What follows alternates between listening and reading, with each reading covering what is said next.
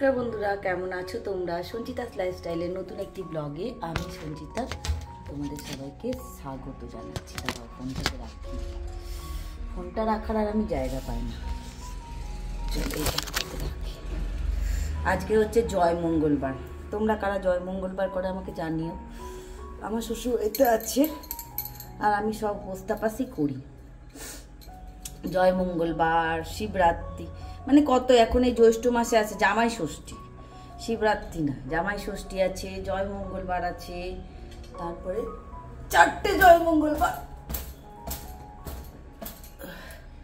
মাথাটা প্রচন্ড নোংরা হয়েছিল, শ্যাম্পু করলাম, দিয়ে এবারে একটুখানি সিঁদুর পরি, দিয়ে পুজো করি। দাঁড়াও, সিঁদুরটা এখানে দেখে পড়া যাচ্ছে না। সিঁদুরটা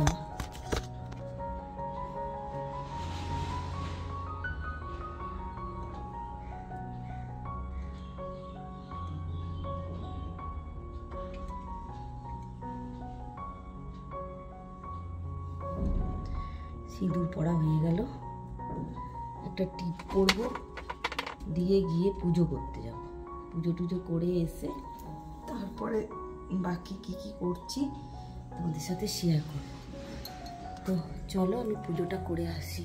আর এই যে পুজো ঘুরঘুর করছে, আজ পুজোকেও জানো কোনো আসেনি, এখানে সব ওরকম ছড়িয়ে ছিটিয়ে পড়ে রয়েছে। তাই পুজোটা করে নিই, তারপরে এসে আবার তোমাদের সাথে কথা বলছি। দিনের এই সময়টা আমার সাথী হয় শ্যামলী। সারাটা দিন একা একা থাকি। কথা বলার লোকজন বলতে বুজো আর শ্যামলী। শ্যামলীও আমার সঙ্গে এই সময় বসে একটু ব্রেকফাস্ট করে। সবার বাড়িতে তো আর ওকে ব্রেকফাস্ট দেয় না, বাট আমার ঘরেও ডেলি ব্রেকফাস্ট করে। আমাকে খুব ভালোবাসে। কাকিমা কাকিমা করে এমন ডাক দেয় যেন মনে হয় আমার নিজের পেটেরই সন্তান। মেয়েটা খুব দুঃখী জানো, বারবার করেই বলি আমার কাছে এসে থাক, বাট ওরও একটা পেটের সন্তান আসে। সেই সন্তানকে ছেড়ে দিয়ে থাকা যায় না, সেই জন্য হয়তো আসতে পারে না। তবে বলে কাকিমা একদিন দেখবি তোর কাছে এসেই আমি থাকবো। আমি বলেছি আমার যদি দুটো মেয়ের নামে আমি কিছু সম্পত্তি লিখে দিয়ে যায়, শ্যামলী তোর নামেও আমি কিছু একটা ব্যবস্থা করে দেবো, যাতে তোকে আর খেটে খেতে না হয়। জানি না ও আমার কাছে থাকবে নাকি, হয়তো থাকবে না, কারণ ও তো একজনের বাড়ির বউ, আর মেয়েরা তো সারা জীবন পরিশ্রম সংগ্রাম এই করেই নিজের জীবন কাটিয়ে দেয়। নিজের জন্য তো কিছু চিন্তা করে না, সেটা হয়তো ও করবে। তবে ভগবানের কাছে বারবার প্রার্থনা করি ও যেন ভালো থাকে। বরটা খুব বদ জানো, একদমই ভালোবাসে না। মদ খায়, মারধর করে, তাও ঘুরে ঘুরে কাজ করে করে ওই বাড়িটাতেই গিয়ে ঢুকে। কি করার আছে, তাও অনেকগুলো বাড়িতে কাজ করে, স্বাবলম্বী, এমন নয় যে ওদের পয়সাতেই খায়। ছেলের পড়াশোনার খরচ, বাকি সব খরচ কিন্তু ওই বহন করে। কিন্তু তা বললে কি করে হবে? ওই যে স্বামী, মাথার উপর স্বামী না থাকলে আজকালকার মেয়েদের সমাজে মেয়েদের থাকা মানে একদমই বিরল ব্যাপার। বিরল মানে আমি ঠিক ভাষা খুঁজে পাচ্ছি না কি কথাটা বলবো। বিরল ঠিক বলতে চাইলাম না, বলতে কিছু আরও চাইলাম, মানে আমাদের সমাজ ব্যবস্থা মেয়েদের টিকতে দেবে না। স্বামীকে থাকতেই হবে, স্বামীর নাম থাকতেই হবে, যদিও স্বামী ভালো বাসুক না বাসুক, কিন্তু স্বামী যেন পাশে থাকতে পারে। যাই হোক, অনেকগুলো কথা বলে ফেললাম। এই কথাগুলোর মধ্যে হয়তো কোথাও আমারও কিছু দুঃখ জড়িয়ে আছে, সেগুলো তো সবসময় সোশ্যাল নেটওয়ার্কিং সাইটে বলে উঠতে পারি না। শ্যামলীর মুখ দিয়েই বললাম। আমার কাজকর্ম শুরু হয়ে গেছে, ব্রেকফাস্ট খেয়ে নিয়েছি, আর আজকে যে বললাম ওই যে পুজো আছে, ওষুধগুলো খেয়ে নিলাম ওর সঙ্গে গল্প করতে করতে। ডাইনিং টেবিলটাও মুছে ফেললাম। এবারে যাব অন্য কাজে। সকাল সকাল চান করে পুজো আজা করে নিয়েছি, পুজোর তারা আজকে নেই। তবে হ্যাঁ, অনেকগুলো কাজ আছে, সেই কাজগুলো আস্তে আস্তে সামলাতে হবে। মঙ্গলবার না, খাওয়া দাওয়া নেই, মানে ভাত খাওয়া নেই, আমাদের চিড়ে খাওয়া হয়। দেখো, চিড়ে তো খাবো না।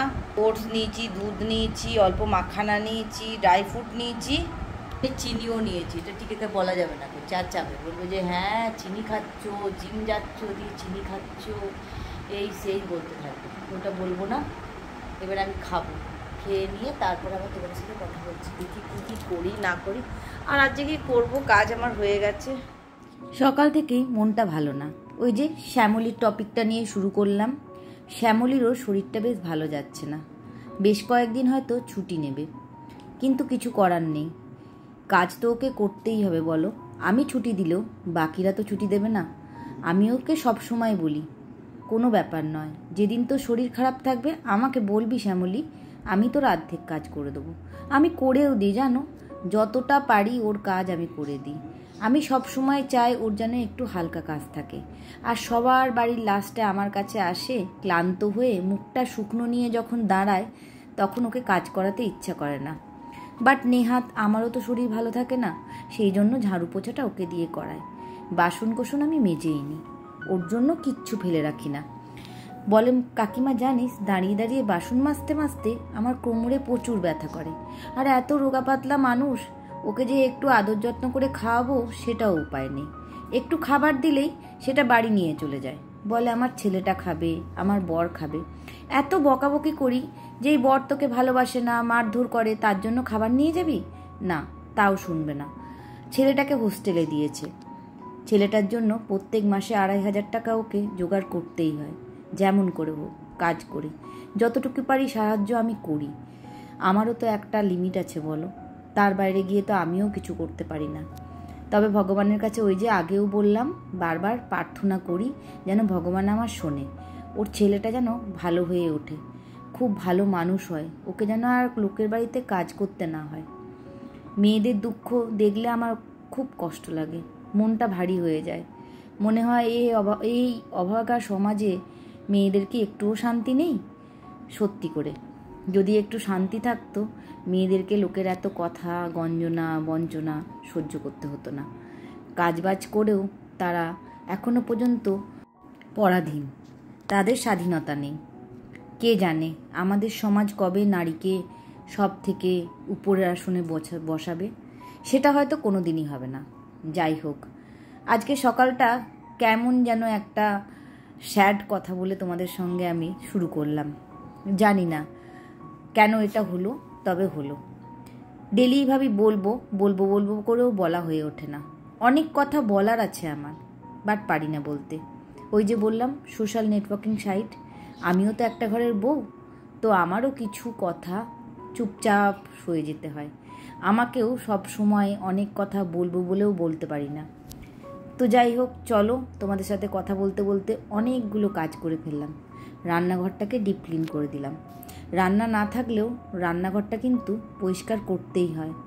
আর আমি না আজকাল যেন মনে হচ্ছে বাংলা ভাষা ঠিক করে গুছিয়ে বলতে পারছি না। এটা কেন হচ্ছে বলো তো? আমার বয়স হয়েছে বলে? জানি না কেন। আগে এত সুন্দর কথা বলতাম গুছিয়ে, এখন ভাষা খুঁজে পায় না। বেশি করে যদি কোনো ইমোশনাল টপিক নিয়ে কথা বলি, তখন আর বুঝতেই পারি না কি ভাষাতে আমি কথাটাকে ব্যক্ত করব। জানি না এটা আমার সঙ্গে কেন হচ্ছে। সকাল থেকে আজকে মনটা ভালো নেই। সন্ধেবেলা যে টিকে এসছে, টিকেকে বললাম আজকে তো উপোস, চলো একটু কোথাও ঘুরে আসি। তো বললো কি কোথায় ঘুরতে যাবে? তাই বললাম কোথাও না, গাড়িটা নিয়ে বেরো, একটু রাস্তায় রাস্তায় ঘুরবো, একটু গান শুনবো। গানগুলোও খুব সুন্দর চলছিল, তোমাদেরকেও শোনাতে পারলাম না। আমি আর টিকে মাঝে মাঝেই গাড়ি নিয়ে বেরিয়ে পড়ি। ওই যে বলে না লং ড্রাইভে বেরিয়েছিলাম। একটু ঘুরে ফিরে আবার বাড়ি ফিরলাম। ঘরটাতে তো একাই থাকতে হয় বলো, সেই জন্য দুজনে মিলে চেষ্টা করি যাতে করে সময়টা কি করে পার করব আনন্দে, সেরমভাবে নিজেদের মধ্যে নিজেরা একটা উপায় খুঁজে বের করি। তো রাস্তায় রাস্তায় ঘুরে ফিরে আমরা চলে এলাম। আর রাস্তাটা কি সুন্দর লাগছে দেখো, চারদিকে আলোই ঝকমক করছে। যদিও অন্ধকার ছিল, কিন্তু এই আলোটা আমার এত ভালো লাগছিল, যেন মনে হচ্ছিল শ্যামলীর মতন মেয়েদের জীবনে এইরকম যদি আলোর পথ থাকতো, তাহলে ওদের জীবনে কোনো কষ্ট থাকতো না। আমার ভাবনাটা হয়তো ভাবনাই থেকে গেল। যাই হোক, আজকের এই ব্লগটা তোমাদের যদি ভালো লাগে তো লাইক কমেন্ট অ্যান্ড সাবস্ক্রাইব করো চ্যানেলটাকে, আর বেল আইকনটাকে অল করে দিও আমার এরকম ভিডিওগুলো দেখার জন্য। জানি না ভিডিও কেমন বানায়, কি বানায়, আর গুনগুনিয়ে গানও গাইছি, সেটাও তোমাদের শোনাতে পারলাম না। কপিরাইটের এমন ঝামেলা, একটা মনোমতো যে গান দেবো তোমাদেরকে একটু শোনাবো, সেটাও করতে পারি না। আমার গান গাইতে খুব ভাল লাগে, বাট কি করব, ওই যে গান দিলেই কপিরাইট। আর ইনকাম করতে আমরা ইউটিউবে এসেছি। চলো, অনেক কথা বললাম, আজকের মতো রাখলাম। ভালো থেকো, সুস্থ থেকো।